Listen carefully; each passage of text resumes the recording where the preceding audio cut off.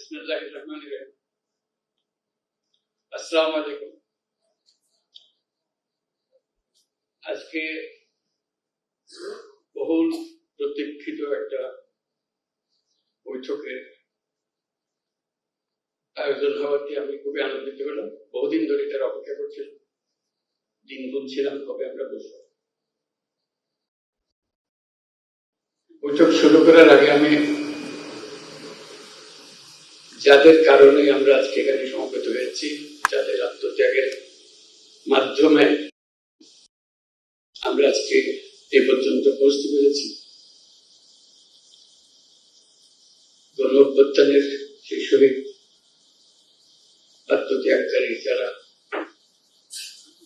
তাদেরকে আমরা স্মরণ, যারা গণ অভ্যুত্থানের যোদ্ধা তাদের সবাইকে আমরা আজকে স্মরণ করে আমাদের এই অনুষ্ঠান শুরু করব। এটা খুব গুরুত্বপূর্ণ, কেন এটা না হলে, এটা ধরো সে আত্মত্যাগ না হলে আমাদের মনে প্রশ্ন থাকলেও সেটার জবাব খোঁজার আমাদের কোনো সুযোগ থাকবে না। প্রশ্ন আমাদের মনে জল জলে পড়েছিল, বহু বছর ধরে ছিল, সুযোগ পাইনি। এই অসংখ্য ছাত্র জনতার ত্যাগের বিনিময়ে আমরা সে সুযোগটা পেয়েছি। আমাদের প্রতিজ্ঞা হলো আমরা যেন সেই আত্মত্যাগের প্রতি অসম্মান না জানি। যে কারণে তারা আত্মত্যাগ করেছিল সেটার জন্য আমাদের পরবর্তী সকল প্রজন্ম মনে রাখে, তাদের আত্মত্যাগকে স্মরণ করে তাদের আত্মত্যাগকে সার্থক করার জন্য আমরা সবাই মিলে, যারা সুযোগ পেয়েছি, তারা সবাই মিলে সব রকম চেষ্টা করব তাদের সেই স্বপ্ন যেন বাস্তবায়ন করতে পারে। সেটা দিয়ে আমাদের আজকের যাত্রা করতে, এই কারণে আমরা আজকে এখানে এসেছি। অন্তর্বর্তীকালীন সরকারের 6 মাস পার হয়ে গেল, প্রথম অধ্যায় শেষ। আজকের এই অনুষ্ঠানের মাধ্যমে আমরা দ্বিতীয় পর্বে প্রবেশ করলাম। ছিল প্রস্তুতি পর্ব। যে প্রস্তুতি পর্বের অনেক কিছু আপনাদের কাছে জানা, তার মধ্যে একটা বড় বিষয় ছিল যে প্রস্তুতি। এই যে স্বপ্নের পেছনে আত্মত্যাগ করেছে সেটা সার্থক করার জন্য আমরা যেন এমন একটা দেশ করতে পারি যেটা সুশৃঙ্খল ভাবে চলবে, যে আইনি কাঠামোর মাধ্যমে, যে প্রাতিষ্ঠানিক কাঠামোর মাধ্যমে স্বৈরাচারী সরকার সুযোগ পেয়েছিল, সেই কাঠামো থেকে যেন আমরা পূর্ণরূপে বেরিয়ে চলে আসতে পারি।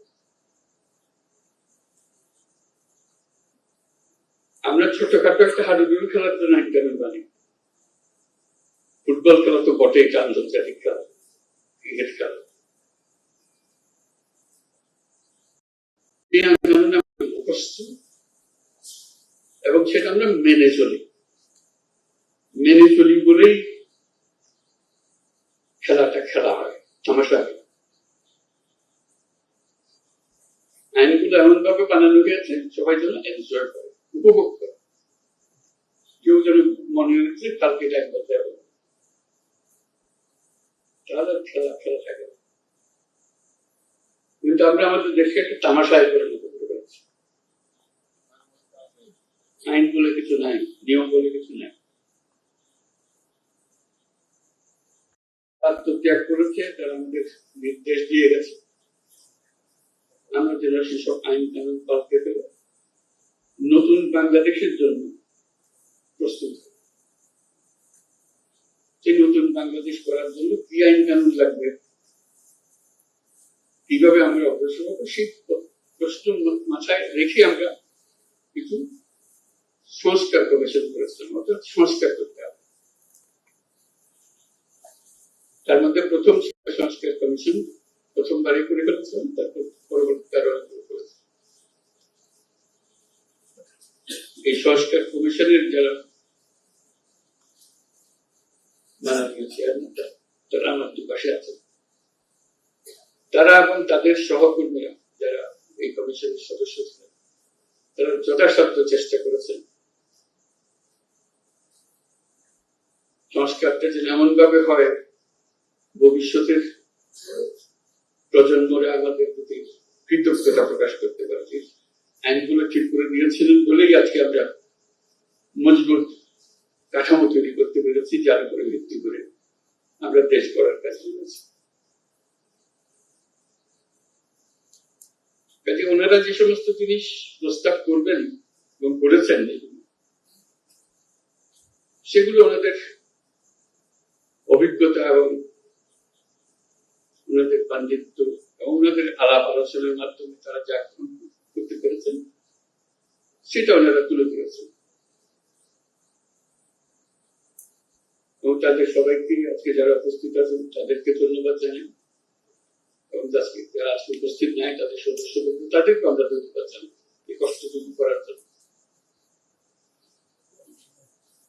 আমাদের কাজ হলো এগুলো কতটুকু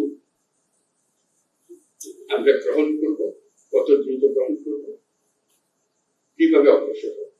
তো সেটা তো ওনাদের যে অভিজ্ঞতা তার উপরে ভিত্তি করে রচনা করা। এখন আপনাদের অভিজ্ঞতা এবং আপনারা যেহেতু জনগণের নেতা, রাজনৈতিক দলের নেতা, আপনাদেরকে প্রতিনিয়ত এই আইনগুলো, নিয়মগুলো, প্রতিষ্ঠানগুলোর সঙ্গে মোকাবিলা করতে হবে।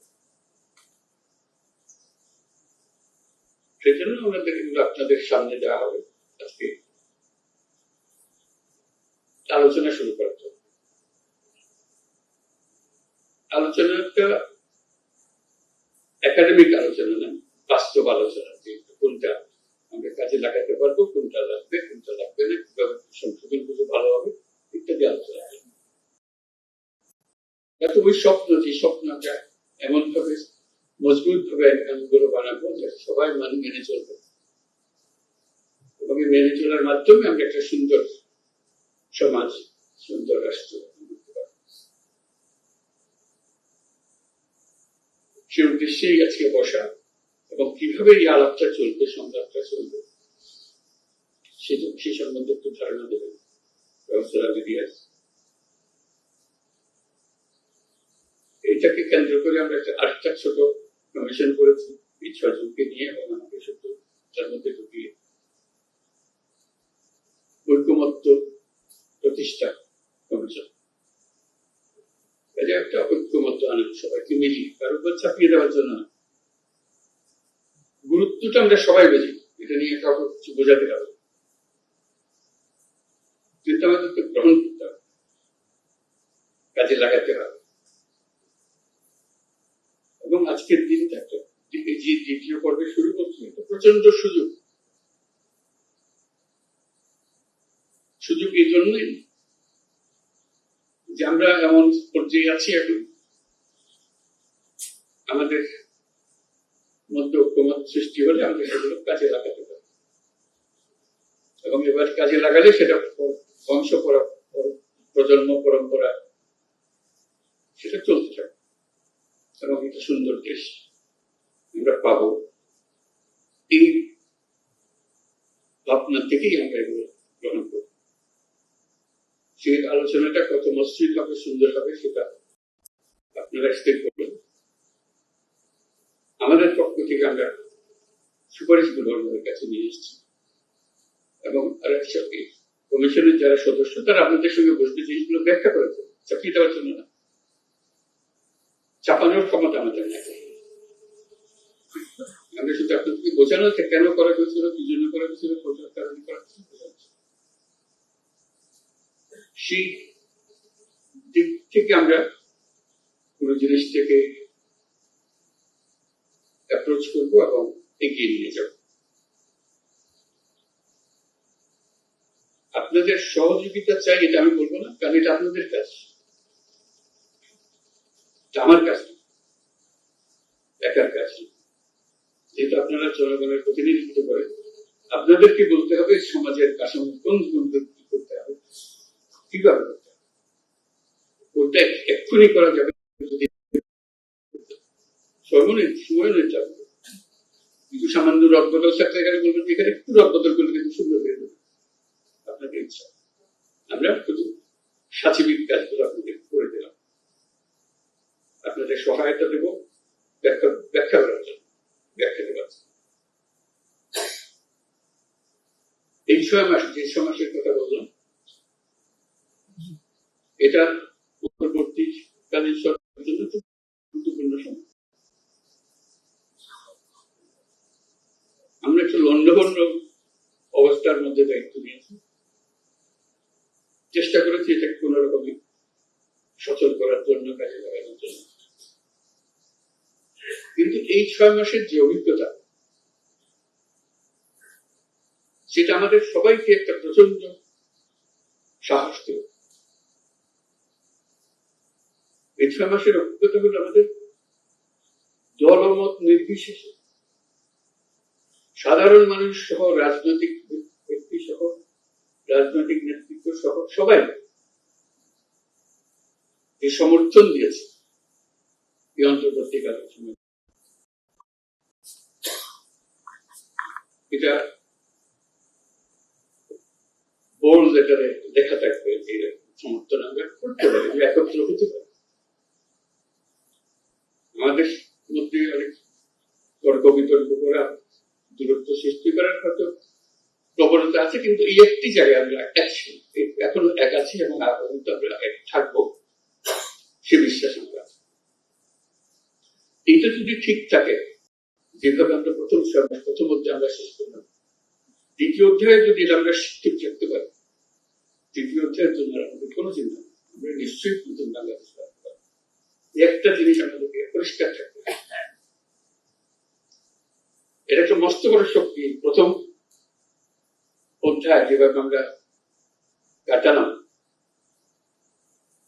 এবং এই কাটানোর মধ্যে যে সমস্ত শক্তি আমাদেরকে ব্যাহত করার চেষ্টা করেছে, আমাদেরকে কুণ্ডল করে দেওয়ার চেষ্টা করেছে, তাদেরকে সুন্দরভাবে সবাই মিলে মোকাবেলা করতে পেরেছে। দ্বিতীয় পর্ব এই হাঙ্গামা হবে,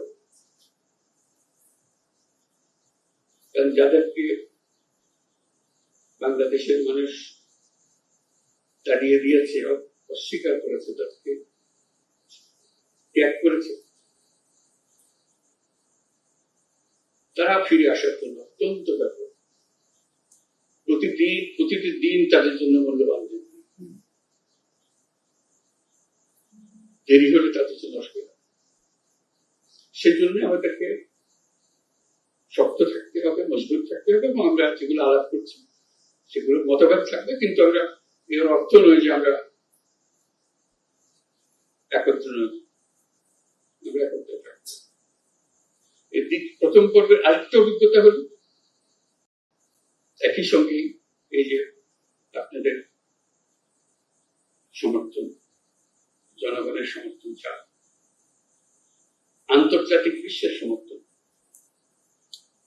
আপনারা হয়তো লক্ষ্য করেন সারা পৃথিবী জুড়ে আমাদের প্রতি একটা বড় রকমের সমর্থন গড়ে উঠেছে, যে কারণে অপরপক্ষ সুবিধা করতে হচ্ছে, পদে পদে ব্যাহত হচ্ছে। যেখানে যাই বহু গল্প রচনা করেছে, গল্প টিকে পারতেছে,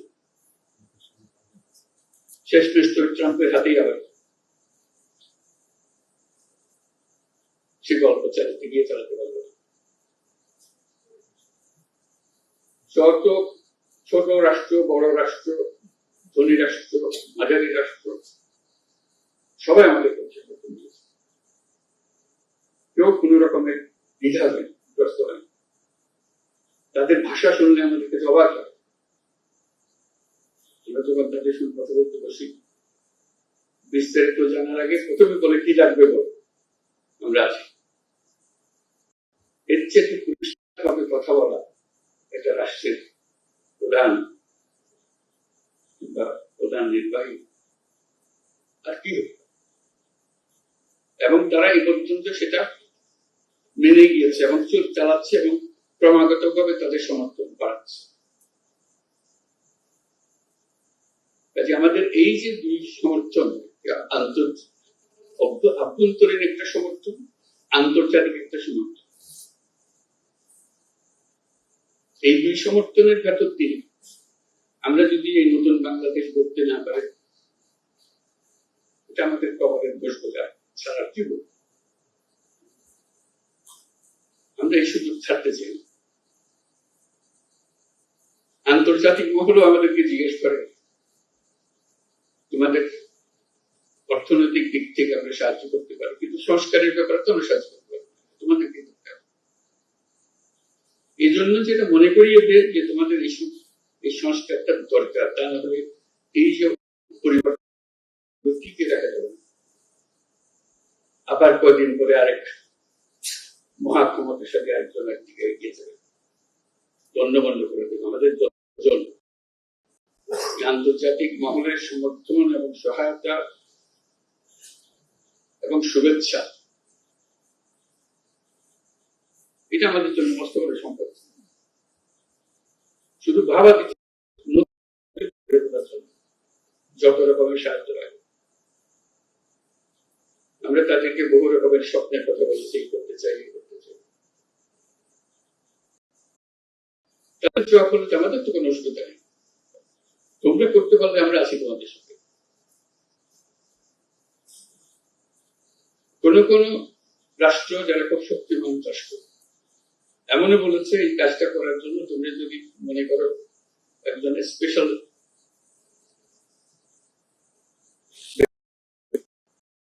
দেওয়া, যে আমাদের পক্ষ থেকে তোমাদের সঙ্গে যোগাযোগ রাখবে যাতে করে তোমাদের কোনো অসুবিধা না হয়। শুধু সমর্থন না, সমর্থনটা কাজে লাগানোর জন্য আয়োজনটা করে দিচ্ছে। কাজে এই প্রেক্ষিতে আমরা এই কাজে নামছি। দ্বিতীয় এটাতে আমাদের ব্যর্থ হবার কোন সুযোগ, আমরা ব্যর্থ হতে চাই না। নানা জনের নানা মতামত থাকবে, তা তো বটে, শিল্পীয় তো সমাজ, এরা সমস্ত জিনিস বিবেচনা করে, দেশের অভিজ্ঞতা বিদেশের অভিজ্ঞতা বিবেচনা করে এটা সুপারিশ মেলা তৈরি করে নিয়েছে। মূল্যবান সম্পদ, এই সম্পদ বাংলাদেশের ইতিহাসে রক্ষিত হবে, যেটা এই সুপারিশ করেছে। বাস্তবায়ন করবো, তাদের জন্য আপনারা নির্দেশনা দেবেন যেগুলো করে এই ব্যাপারে সবাই মিলে, এটা একার বাংলাদেশ নিয়ে সবার জন্য। আপনারাও সবার সঙ্গে পরামর্শ করেন কোনটা এই যে নীতিমালা আইন কানুন বানিয়ে দেবো ক্রিকেট খেলার মতো, একবার বানিয়ে দিলে এটা বকে চলতে, এটা একটা ট্রান্সপারেন্ট জিনিস। খেলায় জিতলে কেউ সন্দেহ করবে না গোলমাল করে জিতিয়ে দিয়েছে, এটাকে সে সন্দেহ করবে না, এত ট্রান্সপারেন্ট, সবাই জানে খেলার কি। এখন যে খেলা চলছে সেটা খেলা জিতলেও ঠিক মতো জিতলেও সন্দেহ লাগে, কিছু একটা কলকাঠি নাড়ি করেছে। এই কলকাঠি নাড়ার বিষয়টা আমাদের মনে মনে খেতে গেছে, কলকাঠি ছাড়া যে একটা নিয়মে চলতে পারে দেশ, এটা আমি বলে গেছি। আন্তর্জাতিক সমর্থনের কথা বলুন, আরেকটা সমর্থনের কথা বলুন, না বলে পারছি না, এটা মনটা বড় হয়ে যায় বলতে গিয়ে। এইসব সমর্থনের কথা বলুন, জাতিসংঘের সমর্থন। আপনারা চিন্তা করেছেন যে রিপোর্টটা সাদা প্রকাশিত হবে, human rights high commissioner for human rights, তাদের একটি রচনা, তাদের একটি প্রতিবেদন সারা পৃথিবী প্রতিনিধি। এখন কারো বয়ান আর কেউ শুনবে, বুঝতেই চাই না। আর কত সমর্থন চাই? একদম অক্ষরে অক্ষরে বলে দিয়েছে কোথায় কাকে মারছে, কিভাবে মারছে। এর থেকে বের হওয়ার তো কাছে কোনো উপায় নেই।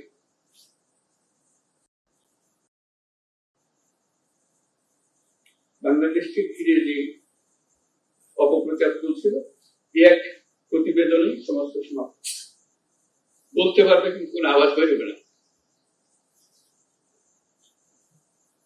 তো সেরকম সমর্থন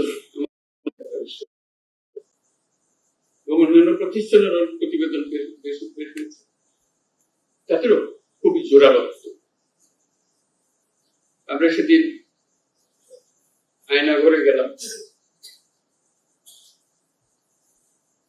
মানে মানুষ কত নির্মম হতে পারে, বিভৎস বিশ্বের সৃষ্টি করতে পারে, নৃশংস হতে পারে,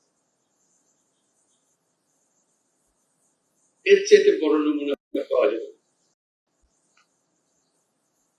আমাদের শুধু দেখতে কষ্ট লেগেছে, যারা বছরের পর বছর সেখানে ঠিক আছে, আপনাদের মধ্যে আছে, তাদের কথা চিন্তা, তাদের প্রতিটি বর্ণনা, তাদের প্রতিটি অভিজ্ঞতা এই গুম কমিশনের রিপোর্টের মধ্যে সব তুলে ধরা হয়েছে। পত্রিকায় প্রকাশিত হওয়ার পরে দেশের ভেতরে এবং আন্তর্জাতিকভাবে মানুষ প্রথম বুঝতে পারলো আমরা কিসের কথা বলছি।